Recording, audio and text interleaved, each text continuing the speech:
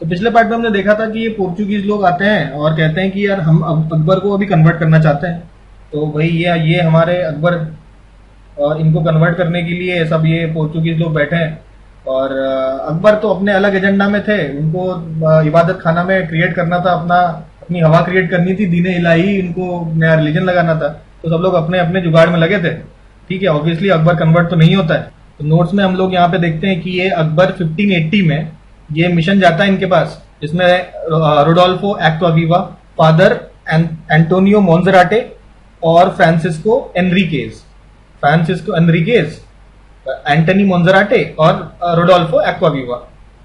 तो ये जाते हैं। इसके बाद 1580 के बाद इनको दोबारा मन करता है कि इन्होंने कहा चलो एक और बार ट्राई मारते हैं, क्या पता भाई अकबर वाकई में कन्वर्ट हो जाए। तो अकबर को कन्वर्ट करने के लिए ये लोग एक और मिशन भेजेंगे। ठीक है, तो ये अगला मिशन इनका आता है 1595 में। ठीक है, 1595 ये थोड़ा सा इजी आ रहा है। तो हमारा सेकेंड वीडियो है, धीरे धीरे आप देखेंगे क्वालिटी ऑफ वीडियो इंप्रूव होता जाएगा। हमारे साथ जुड़े रहिए। अभी फिलहाल के लिए तो थोड़ा सा मेहनत कीजिए, लेकिन मैं आपको प्रॉमिस करता हूँ हर बार जो नेक्स्ट वीडियो आएगा आप देखेंगे कि बेटर क्वालिटी होती चली जा रही है। ठीक है, तो ये मैं पढ़ देता हूँ। 1595 लिखा है, यहाँ पे लिखा है जेरोम जेवियर, ZEROMEXAVIER। ठीक है, उसके बाद इमैनुअल पिनहीरो, PINHEIRO, और इमैनुअल तो आप जानते ही हैं। तो जेरोम जेवियर, इमैनुअल पिनहीरो, ये दोनों आते हैं 1595 में अकबर को कन्वर्ट करने के लिए। तो यहाँ पे इंपॉर्टेंट क्या है, जो नाम वगैरह जो है ये पूछ देता है। तो आपको ये नाम याद रखना है कि आपको बोलेगा कि ये जो किसके टाइम के हैं, ये तो मैच द फॉलोइंग में से पूछ सकता है। तो ये सब नाम याद रखेंगे तो आपको आसानी होगी। ठीक है, तो ये पोर्चुगीज की कहानी चलती है। 1595 तक देखा हमने। ये 1498 में इन्होंने लैंडिंग कर दी थी, और 1498 से कहानी बढ़ते बढ़ते अभी खत्म कब होती है, तो 1602-12 हमको याद रखना है। यहाँ पे हुआ था battle of Swally. Battle of Swally में लड़ाई हो गई थी इनकी, ईस्ट इंडिया कंपनी उस समय आ गई थी। ठीक है, तो ईस्ट इंडिया कंपनी के साथ लड़ाई होकर ये बैटल ऑफ स्वाली में ये ऐसे हार जाते हैं, और इनका जो प्रभुत्व है वो केवल दमन, दीव और गोवा जैसे एरियाज में रह जाता है। वो ऑब्वियसली आफ्टर इंडिपेंडेंस हम लोग वापस ले लेते हैं उनसे। ठीक है, तो अभी ये बैटल ऑफ स्वाली क्यों हुआ इसके बारे में चर्चा करेंगे आगे, लेकिन फिलहाल के लिए याद रखते हैं कि यहाँ पोर्चुगीज की कहानी खत्म हो गई। तो अब पोर्चुगीज का कुछ इंपॉर्टेंस भी है। पोर्चुगीज का ये इंपॉर्टेंस हमेशा रहेगा, क्योंकि ये हमारे यहाँ पे टमाटर वगैरह नहीं हुआ करता था, तो ये टमाटर लाए, अभी आलू के चिप्स खाते हो वो लाए। ठीक है, टोबैको लाए, और मिर्चे लाए, चिलीज। तो ये सारे चीजें पोर्चुगीज लाए हैं पोर्चुगल से इंडिया में। तो टमाटर हो गया, आलू हो गया, टोबैको हो गया, और चिलीज हो गया, मिर्चा हो गया। तो ये सारी चीजें वो अपने साथ लाते हैं। तो पोर्चुगीज हमने देखा, पोर्चुगीज की कहानियां खत्म होती है। उसके बाद आते हैं डच हमें बहुत ज्यादा नहीं पढ़ना है, कुछ कुछ चीजें देखनी है। पहली बात तो ये देखनी है कि भाई डच ईस्ट इंडिया कंपनी आई कब। तो 1602 में यूनाइटेड ईस्ट इंडिया कंपनी बनती है डच। ठीक है, तो वो इंडिया में आते हैं और सबसे पहला उनका फैक्ट्री लगाते हैं मूसलीपट्टनम में। ठीक है, तो इंग्लिश की देखिए ईस्ट इंडिया कंपनी पहले बन गई थी। ठीक है, पर वो आए बाद में थे, और फैक्ट्री निकल लगी थी सूरत में। ठीक है, इनकी फैक्ट्री 1605 में लग जाती है। तो अगर इंडिया में आने का अगर हम लोग क्रोनोलॉजी देखें तो सबसे पहले पोर्चुगीज आए थे, फिर डच आए थे, फिर इंग्लिश आए थे, उसके बाद फ्रेंच आएंगे। अगर यही क्रोनोलॉजी अगर हम देखना चाहते हैं कि भाई बनी कब थी, तो बनी आप देखेंगे सबसे पहले तो पोर्चुगल बना, पोर्चुगल की कंपनी बनती है, फिर इंग्लिश की बनती है। इंग्लिश की बनती है 1600 में। ठीक है, और डच की बनती है 1602 में। ठीक है, अभी ये थोड़ा सा आगे हम देख रहे हैं। ये जो इंग्लिश का आप देखेंगे ना, यहाँ पे क्वीन एलिजाबेथ का चार्टर आता है 1600 में। ठीक है, 1600 में बन गई थी, लेकिन पहला फैक्ट्री डाल पाई काफी लेट। वो क्यों लेट डाल पाई उसको वो भी देखेंगे हम लोग अभी। तो सेकंड नंबर पे फैक्ट्री किसने डाल दी थी यूरोपियन पावर्स में, वो थी हमारी डच। और कहां डाल दी थी, मूसलीपट्टनम में उन्होंने फैक्ट्री डाल दिया था। उसके बाद उन्होंने सूरत में फैक्ट्री डाला कब, 1616 में। ठीक है, इंग्लिश के बाद। ठीक है, उसके बाद इनकी कहानी कब खत्म हो जाती है इतना इंपॉर्टेंट नहीं है।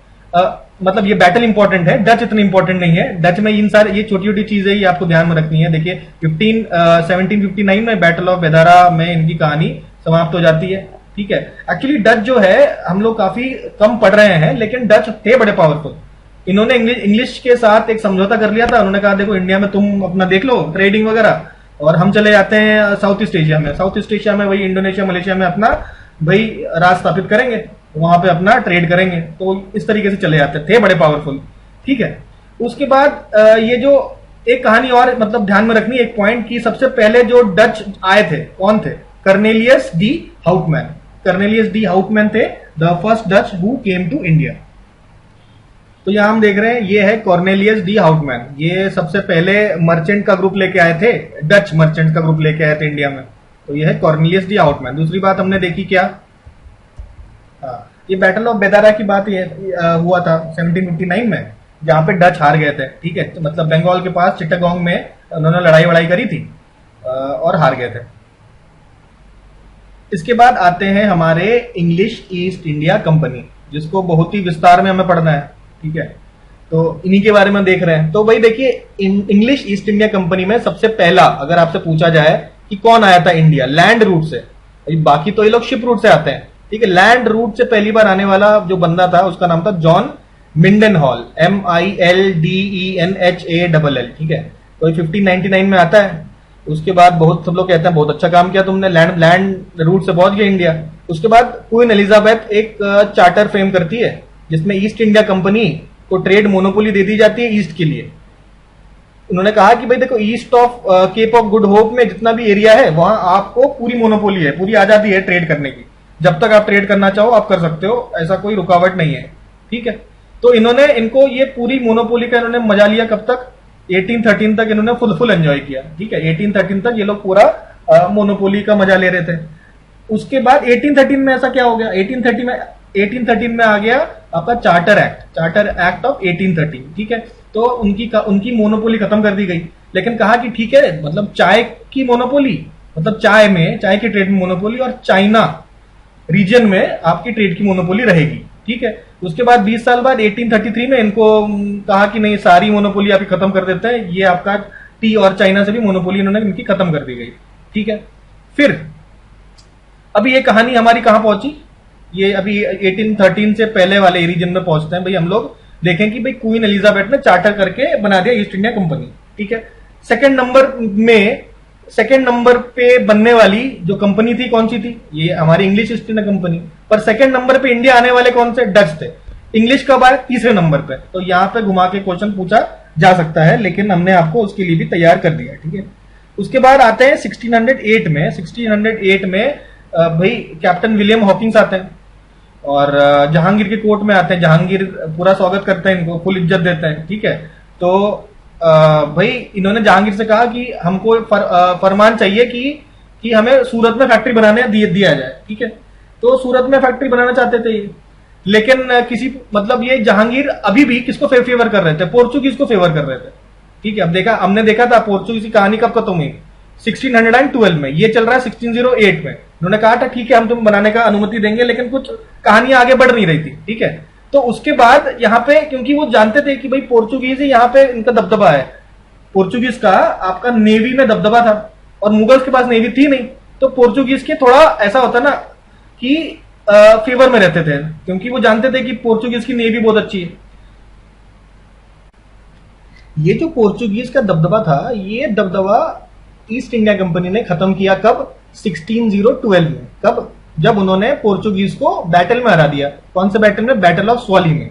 इससे पहले था पोर्चुगीज का दबदबा, इसलिए जहांगीर कहीं ना कहीं फैक्ट्री बनाने की अनुमति देने में थोड़ी आनाकानी कर रहे थे। लेकिन जब ये बैटल ऑफ स्वाली में कैप्टन थॉमस बेस्ट एक भाई जनरल थे इनके, उन्होंने हरा दिया था पोर्चुगीज को। ठीक है, तो जब थॉमस बेस्ट हरा देते हैं पोर्चुगीज को 1612 में, तब मुगल कहते हैं भाई ठीक है, मुगल को समझ में आता है कि अब दबदबा किसका है? अब तो ईस्ट इंडिया कंपनी का ही दबदबा है नेवी में। तो अब कहते हैं ना, भय बिन होए न प्रीत। तो जब समझ में उनको आ गया कि भाई ईस्ट इंडिया कंपनी काफी पावरफुल है, तो उन्होंने कहा ठीक है बना लो भाई, पहली फैक्ट्री सूरत में बना दो, हमने कहा मना किया था। ठीक है, तो इन्होंने सबसे पहली जो फैक्ट्री है सूरत में बना ली 1613 में।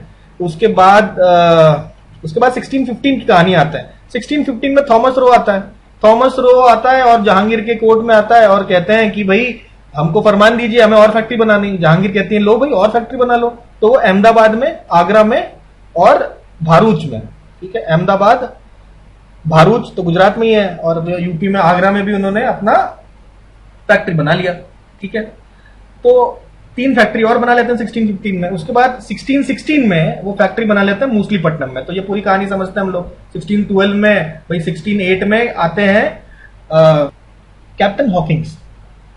आते हैं 1608 में, 1612 में, फिर भाई पोर्चुगीज को बैटल ऑफ सॉली में हरा दिया जाता है। उसके बाद फैक्ट्री बनाया जाता है 1613 में सूरत में।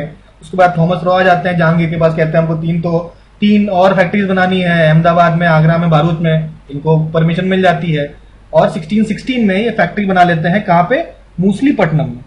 ठीक है, अब भाई आगे बढ़ती है कहानी। ठीक है, उसके बाद 1632 में आ जाते हैं। 1632 में उनको गोल्डन फरमान मिलता है। भाई गोलकोंडा के सुल्तान जो है वो उनको फरमान देते हैं कि भाई आप भाई ट्रेड कर सकते हो आप। ठीक है, तो 1632 में ईस्ट इंडिया कंपनी को मिलता है गोल्डन फरमान from the sultan of Golconda. उसके बाद 1651 में नवाब ऑफ बंगाल, नवाब ऑफ बंगाल कौन होते हैं? शुजाउद्दीन। शुजाउद्दीन नवाब ऑफ बंगाल होता है, ये होता है गवर्नर ऑफ बंगाल, और ऑब्वियसली ये अंडर द मुगल एम्परर ही होता है। और ये इनको कह देता है ईस्ट इंडिया कंपनी वालों को कि भैया आप ट्रेड कर लो, कोई दिक्कत वाली बात नहीं है, हमको थोड़ा सा पैसा देते रहिएगा, थोड़ा आप ड्यूटी दे दीजिएगा। तो भाई ये काफी ज्यादा बेटर हो जाता है। तो ट्रेड इनका बंगाल में भी चलने लगता है नवाब ऑफ बंगाल के कहने पे। उसके बाद 1662 में ऐसा सीन होता रहता है कि आपका प्रिंस चार्ल्स और प्रिंसेस कैथरीन की शादी हो जाती है। प्रिंसेस कैथरीन भाई पोर्चुगीज प्रिंसेस थी। ठीक है, पोर्चुगीज प्रिंसेस थी, और प्रिंस चार्ल्स आपके इंग्लैंड के थे। तो दोनों में शादी हो जाती है और डाउरी में बॉम्बे को दे दिया जाता है ईस्ट इंडिया कंपनी वालों को। ठीक है, तो उसके बाद 1662 में ऐसा होता है। और अभी 1662 के बाद 1691 में एक कहानी होती है। क्या? 1691 में औरंगजेब जो है ईस्ट इंडिया कंपनी को कहता है कि भाई आप जो है बिना कस्टम ड्यूटी दिए बंगाल में ट्रेड कर लो, कोई जरूरत नहीं है आपको कस्टम ड्यूटी देने की। तो भाई ईस्ट इंडिया कंपनी वाले तो बहुत खुश हो जाते हैं, बिल्कुल हैप्पी हो जाते हैं। ठीक है, लेकिन जो आपका नवाब ऑफ बंगाल है वो सैड हो जाता है। ठीक है, तो देखिए ये सैड शक्ल बनी हुई है। ठीक है, नवाब ऑफ बंगाल सैड क्यों हो जाता है? क्योंकि हमने ऊपर देखा कि इससे पहले शुजाउद्दीन ने कहा था कि भैया आप ट्रेड करो, हमें थोड़ी ड्यूटी देना।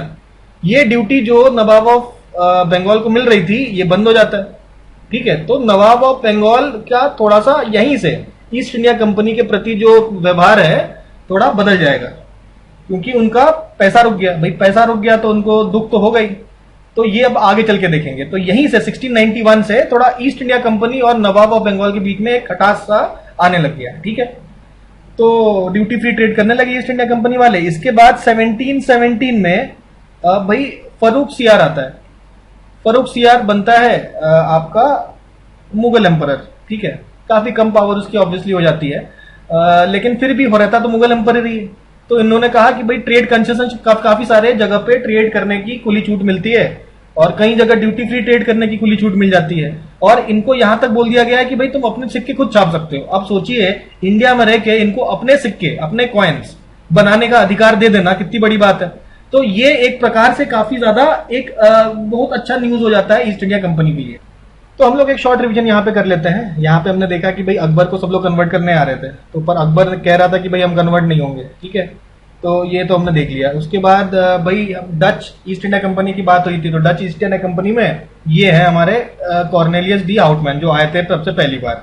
उसके बाद ये डच का कार्यक्रम खत्म कब हो जाता है? भाई बैटल ऑफ बेदारा में खत्म हो जाता है। ठीक है, जो चिटगोंग के पास, बंगाल के पास चिटगोंग में लड़ाई होती है, बैटल ऑफ बेदारा 1759 में। ठीक है, तो टाइमलाइन में थोड़ा सा आगे चले गए हम लोग, लेकिन ये हम बस ये दिखाने के लिए भाई डच का कहानी कब खत्म होता है।